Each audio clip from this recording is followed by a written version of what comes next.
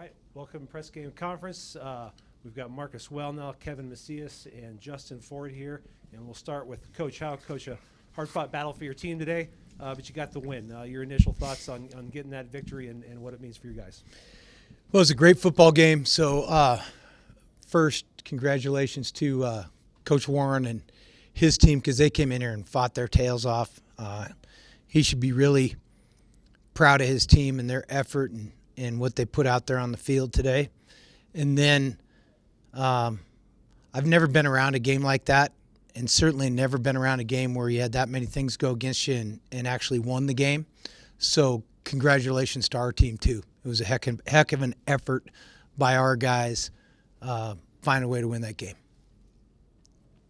Any questions? Microphone. Coach, you mentioned just some of the bounces. I mean, that was one of the weirdest games I've ever covered. Have you ever coached in a game like that? I mean, turnovers, penalties, but every ball seemed to bounce against you guys as well. So, I mean, how do you sum that game up? Well, I'd sum it up as a gut check for our team to keep their composure and find a way to win it. Because, as you mentioned, there was an inordinate number of things that went against us today. And like I said, I'm proud of our guys. When they line up for the go-ahead field goal, but then you get a block, what was your reaction? I was excited. I mean, I was excited. I was happy. It's exactly what I expect. Marcus, from your perspective, what did you see and how were you able to get up the middle there and get a hand on that field goal? I didn't actually know who blocked it till we got to the locker room. It was too crazy. I got to give Omar some credit, too. He said he also hit it, so then I'll hit my arm. But Pat, I don't know, Pat just said go hard, and I mean, I looked at Jace, too, and we just win. Jace actually pushed me in the back into the ball, so that's got to give him some credit, too. But it was pretty nice. I wish one of those guys would have scooped it up and scored with it. Got some more points. So I got to go to Pat. I tell you to go hard every day. It takes Pat. Okay, good, awesome, nice job by the way. Really, one more time. Well done. It was big. Kevin, I wanted to ask you about lining up for the last field goal that you made. I mean, a 30-yarder, so not way out there, but a big pressure kick. I mean, what were you feeling as you were lining up for that one? Just the same thing I do every kick. Just stay focused. You know what to do. Just focus on the one kick at a time, and really, just got to make every kick out there, no matter what the situation is.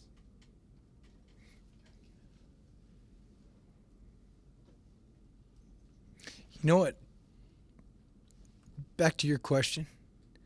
I've never, I don't think in a game, had my 2-point and my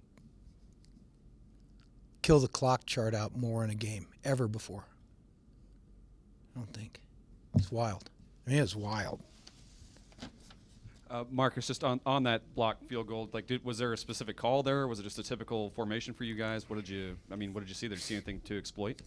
No, just go block it. And, really nothing secret. Just going after it.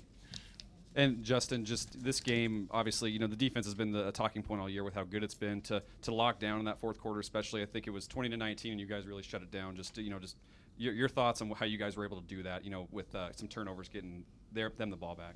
For sure. As a defense, we pride ourselves on winning the turnover battle, and I would sit here and say that we didn't play as great as we wanted to, but at the end of the day, when it mattered, we stood up and we made the plays that had to win the game. So proud of the team.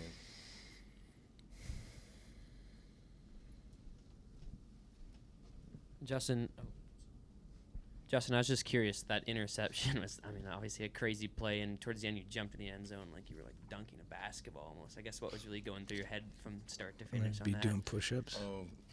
Well, Thanks. When I caught it, the quarterback kind of had an angle on me, so I knew I had to kind of tempo him and give him a move or whatever. And then once I made him miss, the old lineman was 6'5" or something like that. So I just assumed I was going to have to get in front of him to get in the end zone. So I just jumped to make sure I got in. That's kind of what happened. I tried blocking him for you. Yeah, he was big. Big guy. He was big. Marcus, it seemed like they were doing some stuff pre-snap to sort of maybe delay your guys' blitzes or delay the pressure or whatever. Did you notice them just with delayed snap counts, and did that affect you guys? I mean, yeah, we jumped off sides way too many times. I think it's pretty obvious. So Other than that, I mean, yeah, they were trying to see what we were in, and we were trying to disguise it a little bit, but we just can't jump off sides that many times. Bobby, seemed like they had a pretty defined strategy to control the clock and then try to, take as many minutes off every possession. So how much did that affect the game? It affected it. I think both halves. They came in and had a plan to manage the clock and bleed it down. It wasn't unexpected, and they were effective at it. If they'd been able to run the ball a little more successfully, it would have been really difficult. But on the other side of that coin, we decided to go faster maybe than we would. So we tried to speed it up. They tried to slow it down. We wanted, we believed we had the better team. We wanted more possessions. They wanted to limit the possessions, and I thought it was effective by them. We're going to see it next week too. Coach Warren said they spent some time practicing for Robbie Patterson to maybe come in and run the ball. Obviously, we saw Cam back. What was kind of the game plan for how you were going to use those quarterbacks coming into this one? Our plan was to put Cam in on the third series and play him for a couple of series there, and then readdress it. And then after halftime, we kept him out for health reasons. Justin, I don't know. You'll probably see the picture, but when you're going up, Oh, he'll see the it. Jordan logo. So people were calling Air Ford. Just I don't know. Just so you know, Air Ford. It might catch on. I like it. He knows what's coming. Air Ford. Oh my God. Coach, I know we talked That's on what it's Wednesday about you guys getting the run game going a little bit. I know it was tough sledding just with the way that they defended the run, but even when you guys haven't run the ball maybe as well as you wanted to, you guys seem to outrush the opponent. How important is that element, even if you don't average the yards per carry that maybe you want? Yeah, and you could ask that question of these guys too. They were in our team meeting last night and this morning. We feel like you get this is not a truism in this game, because this game we had no control of anything. But generally speaking, you can have control of the game to a degree if you can run it and they can't. And it might have been, in the end, the difference in the game. And they were ganging up. They did a good job. It's probably why I don't know what our percentage was thrown. I think it was pretty good. I mean, I mentioned a couple times that we had to just throw it every down. And we did quite a bit.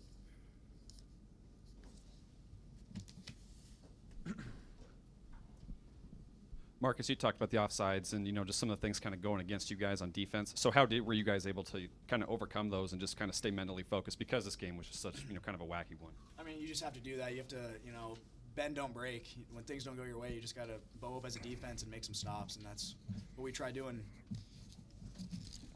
And to that point, Kyle, in the their first scoring drive, we were offsides twice on fourth down, kept their drive going, they scored. And then in the second quarter, we jumped offsides and he chucked it up and they scored a 60-yard pass. So, that can't be the way we proceed.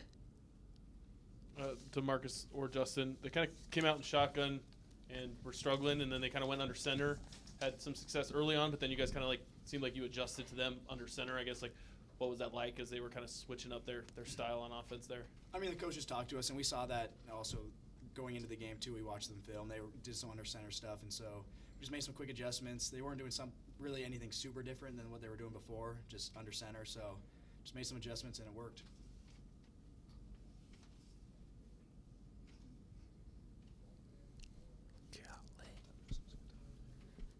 Coach, you ever seen the snap hit a receiver in motion? I've never seen that before.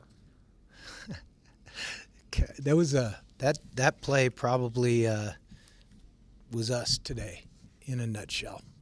I mean, it was wild. We're a little late going in motion. Snap hits him. I've seen it. I don't think we've done it, but I've seen it. It was just it wasn't very good by us today in some regards, and that play epitomizes that. How about Aaron Fonts in the kick game? Seemed like he's got a little juice there. What gives you the trust in a freshman to put him back there? Well, that ebbs and flows a bit too. He dropped one, which was not very good. So he's good with the ball in his hands. He's got great speed.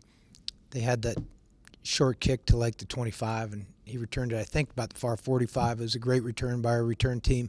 He almost came out the other side of that. He's good with the ball in his hands. That's why he's back there. We're going to have to, like a lot of things, we're having to live with a little bit right now. Coach, seemed like things opened up for you on offense a little bit, at least on that one drive in the second half. When you started looking for Cole Grossman over the middle, you hit the two seam routes, including the one for the touchdown. Does that open up the offense a little bit more when you can send him deep, get him open over the middle? Well, we have guys running down the field on almost every route. It's just whether the ball goes there or not. So those were good throws and good catches, certainly. Bobby, why did you guys stick with Chris Brown in the second half instead of going to Robbie Patterson at all? We thought he'd give us the best chance to win. Why was that? And he completed, I don't know, we were 27-37. I don't know what Chris was. He was playing good.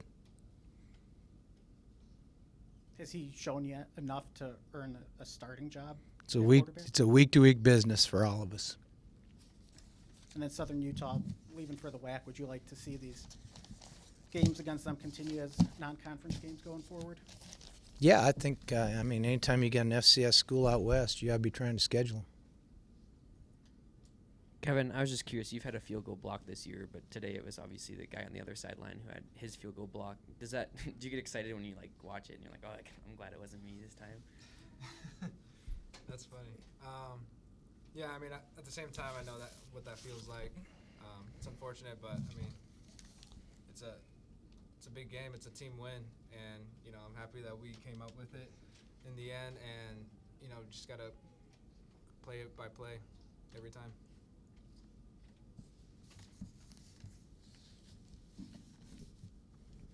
Well, we sat up here and talked about how weird this win was, Justin. But I mean, what do you guys take from this moving forward now, just as players?